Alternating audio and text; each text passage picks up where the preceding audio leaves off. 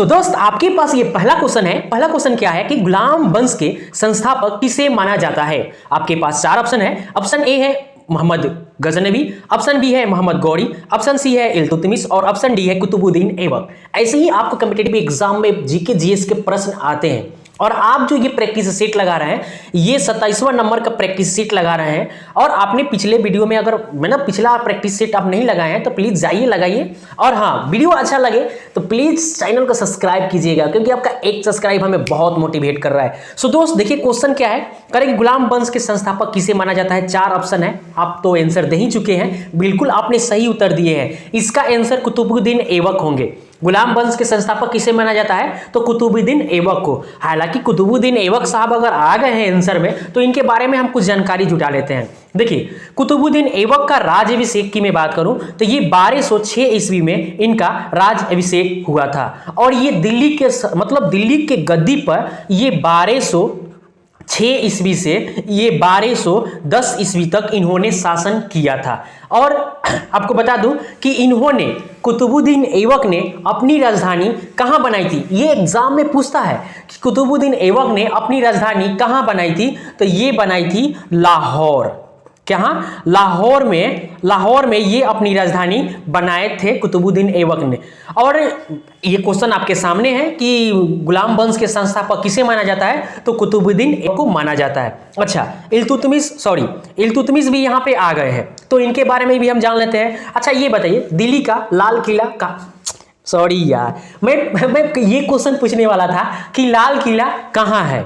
खैर कोई बात नहीं, अगर आप इसका आंसर जानते थे तो कोई बात नहीं, आप कमेंट बॉक्स में आंसर दे दीजिए कि दिल्ली का लाल किला फलानवा जगह है। ठीक है, देखिए इल्तुतमिश में लाल किला का अगर मैं निर्माण की बात करूं, देखिए एग्जाम में लाल किला को लेकर के मतलब क्वेश्चन पूछे जाते हैं कि लाल किला का निर्माण किसने करवाया था।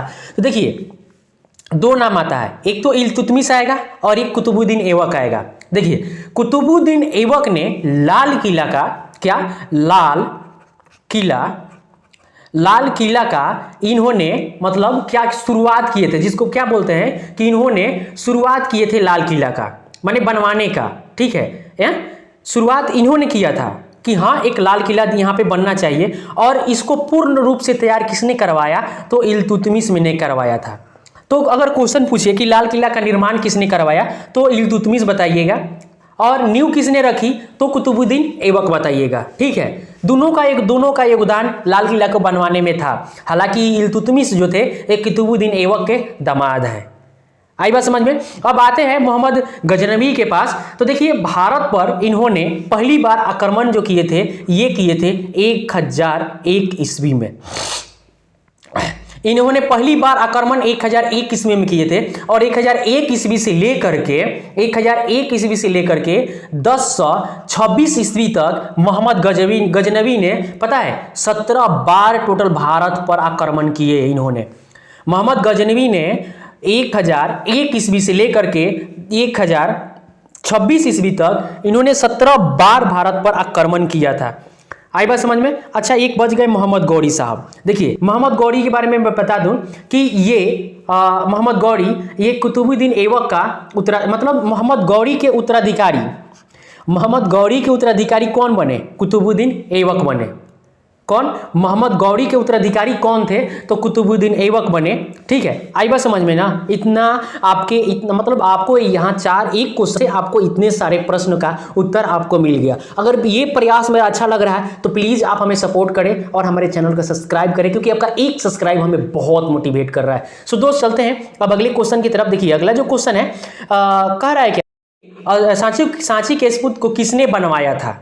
ठीक है, चार ऑप्शन है। ए नंबर में है अजातशत्रु, बी नंबर में है बिंबिसार, सी नंबर में है चंद्रगुप्त मौर्य और डी नंबर में है अशोक। सो बताइए इसका आंसर क्या होगा। पहले तो जवाब आप ही को देना होगा, नहीं आएंगे, पहले तो आप ही को देना होगा जवाब, उसके बाद हम तो आंसर बताएंगे ही। तो बताइए इसका आंसर क्या होगा। सी? नहीं, बिल्कुल नहीं, सी तो बिल्कुल नहीं होगा। देखिए सांची के स्तूप को किसने बनवाया था तो ये हमारे बनाए थे अशोक सम्राट ने सांची के स्तूप को बनवाया थे। ठीक है, आई बात समझ में। चलते हैं अगले क्वेश्चन की तरफ। देखिए अगला जो क्वेश्चन है कह रहा है कि केरल की राजधानी कहाँ है। वाह, कितना इजी क्वेश्चन है। आप भी सोच रहे हैं कि कितना इजी क्वेश्चन आ गया। केरल की राजधानी कहाँ है, 4 ऑप्शन है। आपको पता है कि ये तो राजधानी हमारे देश में किसी राज्य की राजधानी के ना लिस्ट में तो ये आता नहीं है, ए भी नहीं आता है, ए भी नहीं आता है। वाह, क्या है, बी नंबर त्रिवेंद्रम। तो केरल की राजधानी कहाँ है, त्रिवेंद्रम। अच्छा, केरल आया है। देखिए एग्जाम में केरल को लेकर के बहुत सारे प्रश्न पूछे जाते हैं। देखिए भारत में सबसे साक्षर राज्य जो है ना, जो मतलब क्या बताए 94% जिसको बोलते हैं, 94% यहाँ के व्यक्ति साक्षर है। ठीक है, ये लगभग 100% में आते हैं। तो 100% साक्षर वाला राज्य कौन है हमारे भारत में, ये है केरल। अच्छा, केरल से ये भी पूछ लेता है एग्जाम में। पिछली बार मतलब एग्जाम में आया था कि दक्षिण का कश्मीर, क्या दक्षिण का, अगर मैं बात करूं ये भारत है तो ऐसे ये हमारा भारत देश है, तो ये केरल ये इधर है। तो दक्षिण का बोलता है, दक्षिण का कश्मीर किसे कहा जाता है, तो भाई साहब दक्षिण के कश्मीर के नाम से केरल को ही जाना जाता है। आई बात समझ में। देखिए ये केरल राज्य जो है ना, एक और क्वेश्चन आप नोट कर लीजिए, अगर आप नोटबुक रखे हैं अपने पास और पेन रखे हैं तो नोट कीजिए। मसालों में प्रथम, मसालों के उत्पादन में भारत में, देखिए भारत में मसालों के उत्पादन में प्रथम जो राज्य है वो है केरल। और दक्षिण का कश्मीर किसे बोलते हैं, वो भी हम बोलते हैं केरल को। मसालों के उत्पादन में प्रथम जो राज्य है वो है केरल। और एक अरब सागर की रानी किसे कहते हैं, तो देखिए ये भी क्वेश्चन पूछता है कि अरब सागर की रानी किसे कहते हैं, तो ये भी हम बोलते हैं केरल को। आई बात समझ में। यहाँ से आपका इतना क्वेश्चन क्लियर हो गया। और मैं आपको क्वेश्चन के बारे में और मैं क्वेश्चन बता दूं। देखिए केरल का राजकीय भाषा क्या है, तो ये है मलयालम। केरल का राजकीय भाषा क्या है, मलयालम है। एक और क्वेश्चन पूछ देता है, एक देखिए क्वेश्चन आपको बार बार मिला होगा, एक मिला होगा कथकली, एक ये मिलता होगा, एक मोहिनी अट्टम मिलता होगा, मोहिनी अट्टम। तो देखिए मोहिनी अट्टम है, ये कथकली, ये दोनों जो है ना, ये लोक नृत्य कहाँ के हैं। एग्जाम में ऐसे पूछ देते हैं कि कथकली कहाँ का लोक नृत्य है। 4 ऑप्शन रहेंगे, केरल रहेगा, उत्तर प्रदेश, बिहार, अलग कोई राज्य रहेगा। तो ये दो जो शास्त्रीय मतलब लोक नृत्य हैं, ये दोनों कहाँ के हैं, तो ये केरल राज्य का लोक नृत्य है। आई बात समझ में। केरल का मैं गठन की बात करूं कि केरल राज्य का गठन कब हुआ था, तो 1 नवंबर 1956 ईस्वी में केरल राज्य का गठन हुआ था। यहाँ से आपको इतने सारे प्रश्नों का उत्तर यहाँ से मिल गया। सो अगर ये प्रयास अच्छा लगे तो प्लीज़ एक लाइक कर दीजिए। सो दोस्त चलिए अब हम चलते हैं अगले क्वेश्चन की तरफ। देखिए यहाँ पे जो आपका अगला क्वेश्चन है, कह रहा है कि तानसेन किसके दरबार में रहते थे। क्या तानसेन किसके दरबार में रहते थे। 4 ऑप्शन है। ए नंबर में है जहांगीर, बी नंबर में है हुमायूं, सी नंबर में है अकबर और डी नंबर में है शाहजहां। सो इसका आंसर क्या होगा, देखिए इसका आंसर होगा सी नंबर। तानसेन जो थे ना वो अकबर के दरबार में रहते थे। सो इसका आंसर क्या होगा, सी नंबर। आई बात समझ में। चलते हैं अब अगले क्वेश्चन की तरफ। देखिए अगला जो हमारा यहाँ पे क्वेश्चन है, करे कि चीनी यात्री फयान किसके दरबार में आया था। क्या चीनी यात्री, देखिए सारे क्वेश्चन बहुत इंपॉर्टेंट है और सारे क्वेश्चन एग्जाम में देखने को मिलते हैं। सो आप ऐसे प्रश्नों को बिल्कुल ही ना छोड़े। देखिए चीनी यात्री फयान किसके दरबार में आया था। 4 ऑप्शन है। ए नंबर में है समुद्रगुप्त, बी नंबर में है हर्षवर्धन, सी नंबर में है चंद्रगुप्त प्रथम और डी नंबर में है चंद्रगुप्त द्वितीय। सो इसका आंसर क्या होगा, देखिए चीनी यात्री नहीं, बिल्कुल नहीं, सी इसका आंसर नहीं होगा, चंद्रगुप्त द्वितीय इसका आंसर होगा। आपने देखिए प्रयास तो आप अच्छा किए हैं, मगर इसका आंसर क्या होगा, डी नंबर चंद्रगुप्त द्वितीय। चीनी यात्री फयान जो थे ना वो चंद्रगुप्त द्वितीय के दरबार में वो आए थे। आई बात समझ में। चलते हैं अब अगले क्वेश्चन की तरफ। देखिए अगला जो क्वेश्चन है, कह रहा है कि भारत में किस मुगल बादशाह के द्वारा मनसबदारी प्रथा का प्रचलन किया गया। क्वेश्चन फिर से देखिए, कह रहे कि भारत में किस मुगल बादशाह के द्वारा मनसबदारी प्रथा का प्रचलन किया गया। 4 ऑप्शन है। ए नंबर में है बाबर, बी नंबर में है हुमायूं, सी नंबर में है अकबर और डी नंबर में है जहांगीर। सो बताइए, पहले आप ही बताइए इसका आंसर क्या होगा। क्या नहीं बिल्कुल आपने सही नहीं, बिल्कुल नहीं, गलत। ये हुमायूं नहीं होंगे, ये अकबर। देखिए अकबर ने अकबर ने भारत में पहली बार मनसबदारी प्रथा का प्रचलन किए थे। कौन, अकबर ने। हालांकि इसका आंसर क्या होगा, 6 का सी होगा। आप नोटबुक में नोट कर लीजिए। चलते हैं अब अगले क्वेश्चन की तरफ। देखिए हमारा जो अगला क्वेश्चन है कह रहा है क्या कि दक्षिण भारत का कश्मीर किसे कहा जाता है। नहीं, मैं इसका आंसर बिल्कुल नहीं बताऊंगा, क्योंकि मैंने क्वेश्चन नंबर 3 में मैंने इसका चर्चा किया है कि दक्षिण भारत का कश्मीर के नाम से किसे जाना जाता है। मैंने वहां पे ऐसे बताया था कि दक्षिण भारत का कश्मीर किसे कहा जाता है। ठीक है, मैंने भारत की ऐसे चित्र भी बनाया था, आपको याद होगा तो क्या। तो दक्षिण भारत का कश्मीर किसे बोला जाता है बताइए। कमेंट बॉक्स में उसका आंसर देना होगा कि क्वेश्चन ऐसे लिखिएगा, क्वेश्चन 7 का आंसर क्या क्वेश्चन 7 का आंसर A, B या D, C जो भी है आपको ऐसे देना होगा कमेंट बॉक्स में। ठीक है, चलते हैं अगले क्वेश्चन की तरफ। देखिए अगला जो क्वेश्चन है कह रहा है कि विश्व पर्यटन दिवस कब मनाई जाती है। हमारे भारत में पूरे विश्व में हर साल विश्व पर्यटन दिवस मनाया जाता है। तो ये कब मनाया जाता है। 4 ऑप्शन है। ए नंबर में है 24 मार्च, बी नंबर में है 14 सितंबर और सी नंबर में है 12 अगस्त और डी नंबर में 27 सितंबर। सो इसका आंसर क्या होगा बताइए क्या। बिल्कुल जी रमेश कुमार आपने बिल्कुल सही जवाब दिए हैं, बिल्कुल सही। इसका आंसर क्या होगा डी नंबर। सो देखिए विश्व पर्यटन दिवस हर वर्ष पूरे विश्व में कितने 27 सितंबर को मनाया जाता है। अच्छा चलिए भारत में बताइए कि पर्यावरण दिवस कब मनाया जाता है। एक और क्वेश्चन बताइए कि पिछले मैंने एक प्रैक्टिस सेट लगा रहा था कल, तो मैंने वहां पे देखा दिवस को लेकर के, एक दिवस तो हर एक कॉम्पिटेटिव एग्जाम में पूछा जाता है। मैंने वीडियो में दिवस को लेकर के मैंने पढ़ा करके वीडियो यहाँ पे अपलोड कर दिया है, आप नहीं देखो तो जा करके देख सकते हैं। सो आप एक बात बताइए कि भारत में थल सेना दिवस कब मनाया जाता है। हमारे सेना में थल सेना दिवस तीनों बता दीजिए अगर आपको पता है। थल सेना, नौसेना और वायुसेना, ये तीनों सेना दिवस कब कब मनाया जाता है अगर आपको पता है तो प्लीज आप कमेंट बॉक्स में इसका आंसर देने का प्रयास करें। ठीक है, देखिए अगला जो क्वेश्चन है कह रहा है कि काला पैगोडा कहां पर स्थित है। क्या काला पैगोडा कहां पर स्थित है। 4 ऑप्शन है। ए नंबर में है कोणार्क, बी नंबर में है उदयपुर, सी नंबर में है जयपुर और डी नंबर में है बालासोर। सो इसका आंसर क्या होगा। ए नंबर होगा कोणार्क में। काला पैगोडा कहां पर स्थित है तो वो है कोणार्क में। ठीक है, चलते हैं अगले क्वेश्चन की तरफ। देखिए अगला जो क्वेश्चन है कह रहा है कि पंचतंत्र के लेखक कौन है।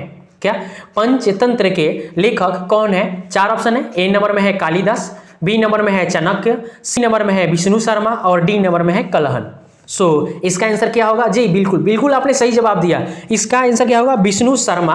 पंचतंत्र के लेखक कौन है, विष्णु शर्मा है। आई बात समझ में। इसका ऑप्शन क्या होगा, सी नंबर होगा। चलते हैं अगले क्वेश्चन की तरफ। देखिए अगला यहाँ पे क्वेश्चन आपका बन रहा है, कह रहा है कि सर्वाधिक मसाला उत्पादन राज्य है।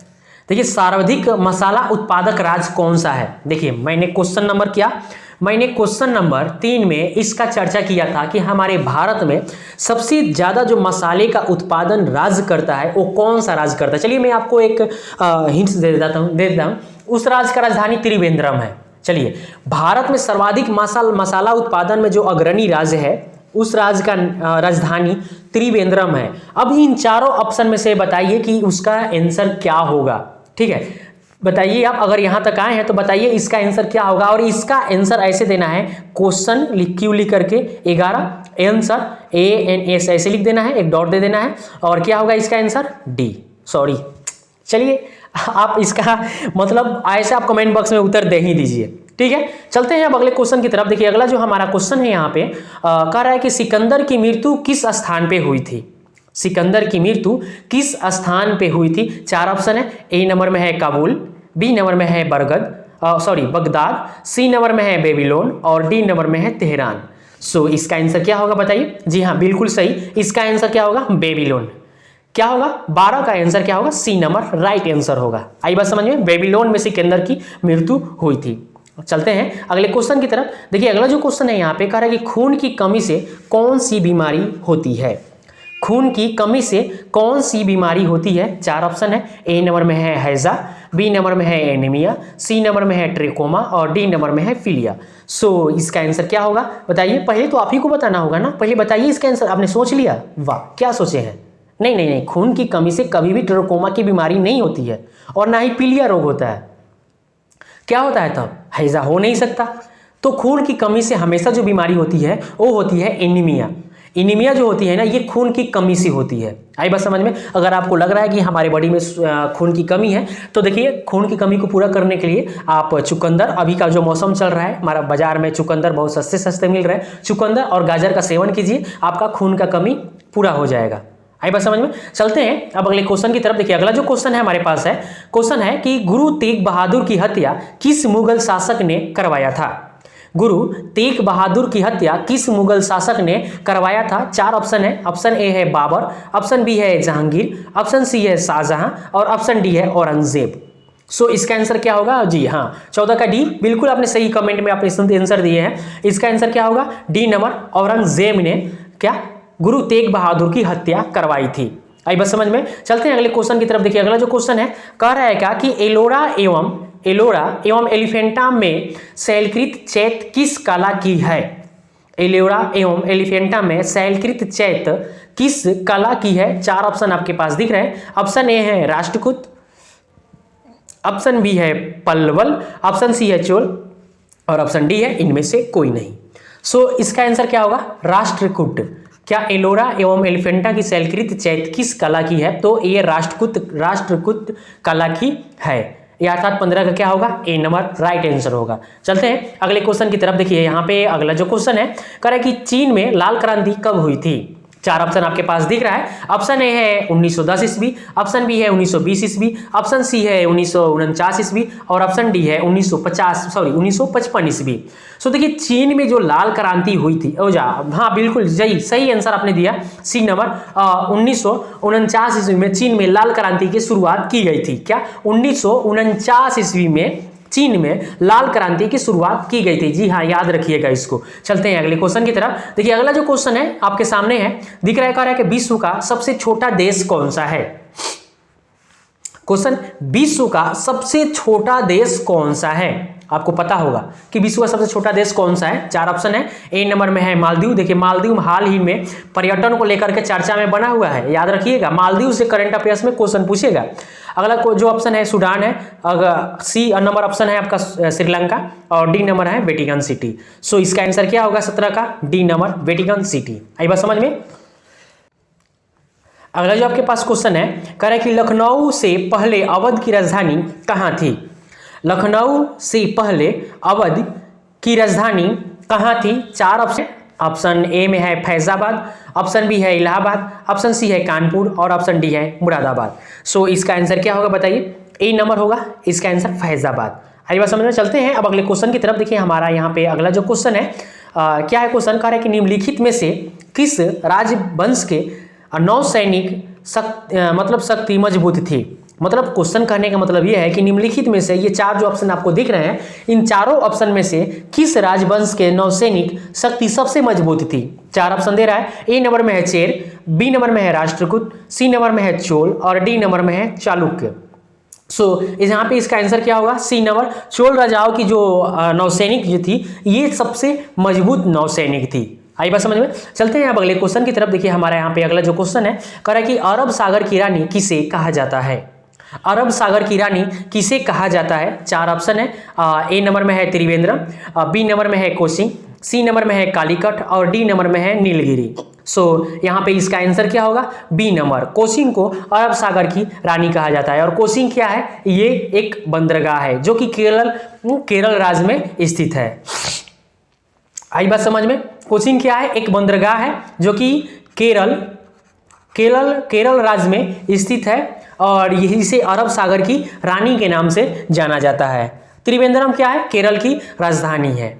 आई बात समझ में? चलते हैं अगले क्वेश्चन की तरफ। देखिए यहाँ पे अगला जो क्वेश्चन है, कह रहा है कि ग्रामीण विकास संस्था RDI कहाँ स्थित है? 4 ऑप्शन है। ए नंबर में है नई दिल्ली, बी नंबर में है सिकंदराबाद, सी नंबर में है हैदराबाद और डी नंबर में है लखनऊ। सो यहाँ पे इसका आंसर क्या होगा? हैदराबाद। ग्रामीण विकास संस्था की मतलब कहाँ स्थित है? तो ये है हैदराबाद। आई बात समझ में? चलते हैं अब अगले क्वेश्चन की तरफ। देखिए अगला जो क्वेश्चन है, कह रहा है कि अंतरिक्ष यात्री को अंतरिक्ष कैसा दिखाई देता है? अंतरिक्ष यात्री को अंतरिक्ष कैसा दिखाई देता है? ए नंबर में है नीला, बी नंबर में है पीला, सी नंबर में है भूरा और डी नंबर में है काला। देखिए आपको तो पूरा पता है कि कभी सपने में भी बी और सी को आप टिक नहीं लगा सकते। आप किसको यहाँ से हम जब पृथ्वी पे हैं तो पृथ्वी से आकाश को जब हम देखते हैं तो ये हमें नीला दिखाई देता है। बट क्वेश्चन बोल रहा है कि अंतरिक्ष यात्री को अंतरिक्ष कैसा दिखाई देता है। सो इसका आंसर क्या होगा, डी नंबर, काला दिखाई देता है। याद रखिएगा, काला। और क्यों दिखाई देता है बताइए। मतलब जो भी हम यहाँ से पृथ्वी से हम आकाश को जब देखते हैं तो यहाँ से नीला दिखाई देता है। तो नीला दिखाई देने का कारण क्या है, अगर आपको पता है तो प्लीज़ आप कमेंट बॉक्स में आंसर दीजिए। हालांकि मैं इसका आंसर कमेंट बॉक्स में दूंगा, पहले आपको इसका आंसर कमेंट बॉक्स में देना होगा। आई बात समझ में। चलते हैं अब अगले क्वेश्चन की तरफ। देखिए इसका अगला जो क्वेश्चन आपके पास है, कह रहा है कि बिजली के बल्ब का तंतु किसका बना होता है। देखिए इसमें से हमको लग रहा है कि 95% जो व्यक्ति, मतलब जो भी मेरे साथी ये वीडियो देख रहे हैं, प्रैक्टिस सेट लगा रहे हैं, तो उनको ये आंसर पता होगा। देखिए बिजली के बल्ब का तंतु किसका बना होता है बताइए। तो 4 ऑप्शन है। ए नंबर में है तांबा, बी नंबर में है चांदी, सी नंबर में है आयरन और डी नंबर में क्या है, टंगस्टन। सो यहाँ पे इसका आंसर क्या होगा बताइए। इसका आंसर होगा सी नंबर, टंगस्टन। चांदी विद्युत का सबसे ज्यादा माने सबसे बढ़िया सुचालक है। क्या, चांदी विद्युत का सबसे बढ़िया सुचालक कौन सा है, चांदी है। उसके बाद तांबा है। आई बात समझ में। चलते हैं अब अगले क्वेश्चन की तरफ। देखिए अगला जो क्वेश्चन हमारे पास है, क्वेश्चन है, कह रहा है कि भारतीय संविधान में संसदीय स्वरूप किस देश से, मतलब किस देश के संविधान से लिया गया है। देखिए हमारे भारतीय संविधान में एक संसदीय स्वरूप जो जोड़ा गया है, ये किस देश के संविधान से लिया गया है। 4 ऑप्शन है। ए नंबर में है यूएसए, बी नंबर में है फ्रांस, सी नंबर में है कनाडा और डी नंबर में है ब्रिटेन। सो यहाँ पे इसका जो आंसर होगा, क्या होगा इसका आंसर बताइए। इसका आंसर होगा सी नंबर, कनाडा। कनाडा से भारतीय संविधान में मतलब संसदीय स्वरूप कहां से लिया गया है, तो ये लिया गया है कनाडा से। चलते हैं अब अगले क्वेश्चन की तरफ। देखिए यहाँ पे अगला जो क्वेश्चन है, कह रहा है कि चीन में लाल क्रांति किसके नेतृत्व में किया गया। चीन में लाल क्रांति किसके नेतृत्व में किया गया। 4 ऑप्शन आपको दिख रहे हैं। ए नंबर में है माओ तसे तुंग, सी नंबर में है चाउ जू कुआ, सी नंबर में है जिपलिंग और डी नंबर में है ली फॉन्ग। सो इसका आंसर क्या होगा बताइए। देखिए इसका आंसर क्या होगा, माओ तसे तुंग। मतलब क्वेश्चन एक बार फिर से देखिए, चीन में लाल क्रांति किसके नेतृत्व में किया गया। सो इसका ऑप्शन क्या होगा, आंसर क्या होगा, ए नंबर होगा और क्या होगा, माओ तसे तुंग। आई बात समझ में। चलते हैं अगले क्वेश्चन की तरफ। देखिए अगला जो क्वेश्चन है, कह रहा है कि संसार में मीठे पानी का सबसे बड़ी झील कौन सी है। संसार में, हमारे भारत में नहीं, पूरे संसार में मीठे पानी की सबसे बड़ी झील कौन सी है। ए नंबर में है बुलर झील, बी नंबर में है कैस्पियन सागर, सी नंबर में है चिल्का झील और डी नंबर में है सुप्रियर झील। सुप्रियर झील। सो इसका आंसर क्या होगा 26 का बताइए। पहले तो आंसर आप ही को देना होगा। देखिए बिल्कुल आपको गलत दीजिएगा तो नेगेटिव मार्किंग कटेगा। हालांकि जी इसका आंसर नहीं है यार, कैस्पियन सागर नहीं होगा दोस्त। संसार में मीठे पानी की जो झील है ना, वो इसका आंसर आपको देना होगा डी नंबर। डी नंबर, संसार में मीठे पानी की सबसे बड़ी जो झील है वो सुप्रियर झील है। सो इसका आंसर क्या होगा, डी नंबर। चलते हैं अब आपके सामने अगला क्वेश्चन। अगला क्वेश्चन जो आपके पास आएगा बताइए। अब विटामिन ए की कमी से कौन सी बीमारी होती है बताइए। विटामिन ए का कमी अगर आपको हो जाए तो इससे कौन सी बीमारी होती है। 4 ऑप्शन है। ए नंबर में है रतौंधी, बी नंबर में है बुखार, सी नंबर में है बेरी और डी नंबर में है स्कॉर्वी। सो इसका आंसर क्या होगा बताइए। ए नंबर होगा रतौंधी। आई बात समझ में। सो आपके सामने ये अगला क्वेश्चन आ गया कि डायनामाइट में मुख्य रूप से किसका प्रयोग किया जाता है। क्या, डायनामाइट में मुख्य रूप से किसका प्रयोग किया जाता है। 4 ऑप्शन है। ऑप्शन ए है नाइट्रोग्लिसरीन का, बी नंबर में है हाइड्रोजन का, सी नंबर में है यूरेनियम का और डी नंबर में हेमेटाइट का। सो इसका आंसर क्या होगा बताइए। इसका आंसर होगा नाइट्रोग्लिसरीन का। डायनामाइट में नाइट्रोग्लिसरीन का प्रयोग किया जाता है। आई बात समझ में। चलते हैं अगले क्वेश्चन की तरफ। देखिए अगला जो क्वेश्चन है, कह रहा है कि राज्यसभा के 1/3 सदस्य कितने वर्षों के अंतराल पर सेवानिवृत्त हो जाते हैं। राज्यसभा के 1/3 सदस्य कितने वर्षों के अंतराल पर सेवानिवृत्त हो जाते हैं। मतलब राज्यसभा में जो 1/3 जो सदस्य होते हैं, कितने वर्षों के बाद उन्हें बोले तो रिटायर कर दिया जाता है। 4 ऑप्शन आपको दिख रहे हैं, बताइए चारों में से कौन सा इसका आंसर होगा। हालांकि जो इसका आंसर होगा डी नंबर होगा, 2 वर्ष के अंतराल पर। आई बात समझ में। 2 वर्ष के अंतराल पर राज्यसभा के 1/3 सदस्य को सेवानिवृत्त कर दिया जाता है। चलते हैं अगले क्वेश्चन की तरफ देखिए, यहाँ पे अगला जो आपका क्वेश्चन है कह रहा है कि विश्व एड्स दिवस किस तिथि को मनाया जाता है। विश्व एड्स दिवस किस तिथि को मनाया जाता है। चार ऑप्शन है। ऑप्शन ए है 5 मार्च, ऑप्शन बी है 14 अगस्त, ऑप्शन सी है 1 दिसंबर और ऑप्शन है 5 जनवरी। इसका आंसर क्या होगा बताइए। देखिए इसका जो आंसर होगा सी नंबर, 1 दिसंबर को विश्व एड्स दिवस मनाया जाता है। चलते हैं अगले क्वेश्चन की तरफ। देखिए अगला जो क्वेश्चन आपके पास है कह रहे कि संसद की दोनों सदनों की संयुक्त अधिवेशन की अध्यक्षता कौन करता है। संसद की दोनों सदनों की संयुक्त अधिवेशन की अध्यक्षता कौन करता है। चार ऑप्शन है। ए नंबर में है राष्ट्रपति, बी नंबर में है उपराष्ट्रपति, सी नंबर में है प्रधानमंत्री और डी नंबर में है लोकसभा के अध्यक्ष। यहाँ पे इसका आंसर क्या होगा बताइए। जी हाँ, बिल्कुल राजू जी, आपने बिल्कुल इसका सही जवाब दिए हैं। देखिए संसद की दोनों सदनों में संयुक्त अधिवेशन की अध्यक्षता कौन करता है, तो ये लोकसभा के अध्यक्ष ही करते हैं। चलते हैं अब अगले क्वेश्चन की तरफ। देखिए अगला जो क्वेश्चन है कह रहा है कि चमगादड़ किस प्रकार का प्राणी है। चमगादड़ किस प्रकार की प्राणी है। चार ऑप्शन है। ए नंबर में है स्तनधारी, बी नंबर में है पक्षी वर्ग, सी नंबर में है संद कॉर्डेट्रा और डी नंबर में है एम्फीबिया वर्ग। चमगादड़ जो है ना ये किस प्रकार का प्राणी है, तो ये स्तनधारी है, स्तनधारी। अच्छा चलिए एक और प्रश्न का उत्तर आप कमेंट बॉक्स में दीजिए। देखिए एक हवेल जो मछली है, ब्लू जिसे हवेल मछली बोलते हैं, ये मतलब किस प्रकार के प्राणी में आते हैं। पक्षी वर्ग में आते हैं या मछली वर्ग में आते हैं या एनीफीबिया में आते हैं या संघ आर्थ्रोपोडा में, मतलब किस प्रकार के प्राणी में आते हैं या स्तनधारी में आते हैं। कौन? डॉल्फिन। चलते हैं अब अगले क्वेश्चन की तरफ। देखिए अगला जो हमारा क्वेश्चन है यहाँ पे देखिए कह रहा है कि शुंग वंश के संस्थापक कौन है। चार ऑप्शन है। ए नंबर में है चंद्रगुप्त मौर्य, बी नंबर में है पुष्यमित्र शुंग, सी नंबर में है शिशुनाग और डी नंबर में है अजातशत्रु। यहाँ पे आपका आंसर क्या होगा। बी नंबर पुष्यमित्र शुंग वंश के संस्थापक हैं। शुंग याद रखिएगा, पुष्यमित्र शुंग यानी शुंग वंश के संस्थापक। चलते हैं अब अगले क्वेश्चन की तरफ। देखिए यहाँ पे अगला जो क्वेश्चन है कह रहा है कि राजतरंगिणी के लेखक कौन है। राजतरंगिणी के लेखक कौन है। चार ऑप्शन है। ए नंबर में है कालिदास, बी नंबर में है अशोक घोष, सी नंबर में है विष्णु शर्मा और डी नंबर में है कलहन। यहाँ पे आपका आंसर जो बनकर आएगा डी नंबर, कलहन को राजतरंगिणी के लेखक के रूप में माना जाता है। कलहन ने ही राजतरंगिणी पुस्तक को इन्होंने लिखा है। इसका आंसर क्या होगा। D number. चलते हैं अब अगले क्वेश्चन की तरफ। देखिए अगला जो क्वेश्चन है कह रहा है कि the making of the Mahatma film के निर्देशक कौन है। The making of the Mahatma film के निर्देशक कौन है। चार ऑप्शन है। ए नंबर में है श्याम बेनेगल, बी नंबर में है सत्यजीत रे, सी नंबर में है सतीश धवन और डी नंबर में है डेविड धवन। यहाँ पे इसका आंसर क्या होगा। श्याम बेनेगल।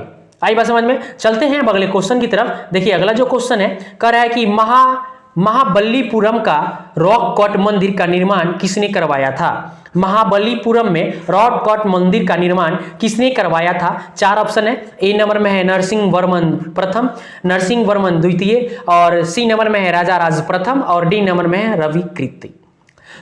बताइए इसका आंसर क्या होगा। आप देखिए आपको नाम तो पता है मगर कंफ्यूज है कि नरसिंह वर्मन द्वितीय होगा या प्रथम होगा। देखिए ये क्या है, नरसिंह वर्मन द्वितीय ने महाबलीपुरम में रॉक कट मंदिर का निर्माण नहीं करवाए थे। कौन करवाए थे। इसका आंसर क्या होगा। ए नंबर होगा नरसिंह वर्मन प्रथम ने महाबलीपुरम में रॉक कट मंदिर का निर्माण करवाए थे। कौन। नरसिंह वर्मन प्रथम। आई बात समझ में। चलते हैं अब अगले क्वेश्चन की तरफ। देखिए आपका यहाँ पे अगला जो क्वेश्चन है कह रहा है कि कवि हरिसेन किसके दरबारी कवि थे। कवि हरिसेन किसके दरबारी कवि थे। चार ऑप्शन आपको दिख रहे हैं। ए नंबर में चंद्रगुप्त मौर्य, बी नंबर में चंद्रगुप्त द्वितीय, सी नंबर में समुद्रगुप्त और डी नंबर में है चंद्रगुप्त प्रथम। इसका आंसर क्या होगा बताइए। देखिए इसका आंसर क्या होगा। C number Samudragupta. कवि हरिसेन किसके दरबारी कवि थे, तो ये समुद्रगुप्त के दरबारी कवि थे। आई बात समझ में। चलते हैं अगले क्वेश्चन की तरफ। देखिए अगला जो क्वेश्चन है कह रहा है कि गुगली शब्द का संबंध किस खेल से है। चार ऑप्शन है। ए नंबर में है फुटबॉल, बी नंबर में है हॉकी, सी नंबर में है टेनिस और डी नंबर में है क्रिकेट। यहाँ पे इसका आंसर क्या होगा। क्रिकेट। गुगली खेल का जो संबंध है ये क्रिकेट से है। चलते हैं अगले क्वेश्चन की तरफ। देखिए अगला जो क्वेश्चन है कह रहा है कि तमाशा एवं लवणीय कहाँ का लोक नृत्य है। तमाशा एवं लवणीय कहाँ का लोक नृत्य है। 4 ऑप्शन है। ए नंबर में है गुजरात, बी नंबर में है उत्तराखंड, सी नंबर में महाराष्ट्र और डी नंबर में उड़ीसा। सो यहाँ पे आपका आंसर क्या होगा, सी नंबर महाराष्ट्र। चलते हैं अब अगले क्वेश्चन की तरफ। देखिए आपका अगला जो क्वेश्चन है कह रहा है कि दिनार किस देश की मुद्रा है। दिनार किस देश की मुद्रा है। 4 ऑप्शन आपको दिख रहे हैं। क्या, ईरान की राजधानी तेहरान और क्या, दीरान। सो दिनार, ईरान, तेहरान, दिनार। ठीक है, तो ईरान की राजधानी कहाँ है, तेहरान, और मुद्रा क्या है, दिनार। सो इसका आंसर क्या होगा 42 नंबर का डी। सॉरी दोस्त इसका आंसर क्या होगा, देखिए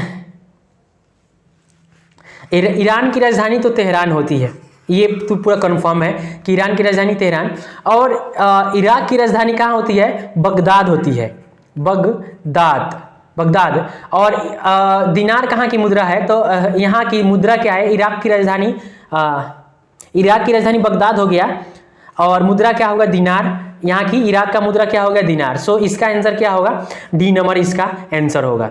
आई बात समझ में। चलते हैं अब अगले क्वेश्चन की तरफ। देखिए अगला जो क्वेश्चन है कह रहा है क्या कि अल्बानिया देश की राजधानी कहाँ है। 4 ऑप्शन है, बताइए अल्बानिया देश की राजधानी कहाँ है। चारों ऑप्शन आपको दिख रहे हैं। देखिए इसका जो आंसर होगा तिराना। अल्बानिया की राजधानी कहाँ है, तिराना। देखिए ज़्यादातर जो एग्जाम में क्वेश्चन में राज्य और राजधानी से क्वेश्चन पूछे जाते हैं, जैसे अभी मालदीव अभी क्या है, चर्चा का विषय बना हुआ है पर्यटकों को लेकर के, तो आपको एग्जाम में ये क्वेश्चन पूछ देगा कि मालदीव की राजधानी कहाँ है। ज्यादातर कॉम्पिटिटिव एग्जाम में जो राज्य और राजधानी यानी देश और देश की राजधानी से जो क्वेश्चन पूछता है, जो देश चर्चा में रहता है उसी का राजधानी सबसे ज्यादा पूछा जाता है। आई बात समझ में। तो अल्बानिया की राजधानी, अल्बानिया किस देश की राजधानी है, तो ये तिराना की राजधानी है। चलते हैं अगले क्वेश्चन की तरफ। देखिए अगला जो क्वेश्चन है कि 9 रत्नों का संबंध किससे है। 4 ऑप्शन है। ए नंबर में है बाबर, बी नंबर में है अकबर, सी नंबर में शाहजहां और डी नंबर में है हुमायूं। सो यहाँ पे इसका जो आंसर बन रहा है क्या, बी नंबर बन रहा है। 9 रत्नों का संबंध किससे है, तो अकबर से है। आई बात समझ में। देखिए लास्ट जो क्वेश्चन है, देखिए ये क्वेश्चन है कि पीठ संप्रास का संबंध किस खेल से है। 4 ऑप्शन आपको दिख रहे हैं, बताइए कौन सा इसका आंसर होगा। देखिए ये पीठ संप्रास का जो खेल का जो संबंध है ये टेनिस से है। आई बात समझ में। देखिए यहाँ पे टोटल आपको 45 क्वेश्चन बनकर रेडी हो गया। अगर आप हर एक प्रश्न का उत्तर दिए होंगे तो आपको अंदाजा लगा होगा कि आपने 45 क्वेश्चन में से एक मतलब कितने प्रश्नों का उत्तर दिए हैं। अगर आपका 30 प्लस आया है तो आप बहुत अच्छा है, मतलब आपकी तैयारी बहुत है। ठीक है, आई बात समझ में। अगर आप बहुत अच्छा मतलब अगर आपका मतलब 40 अगर आ गया है प्रैक्टिस सेट इस सेट में, तो आपने बेहतरीन तैयारी कर ली है। बस आपको प्रैक्टिस सेट लगाने की जरूरत है। और आप कहाँ आपको मतलब किस टाइप के प्रश्न में आपको दिक्कत हो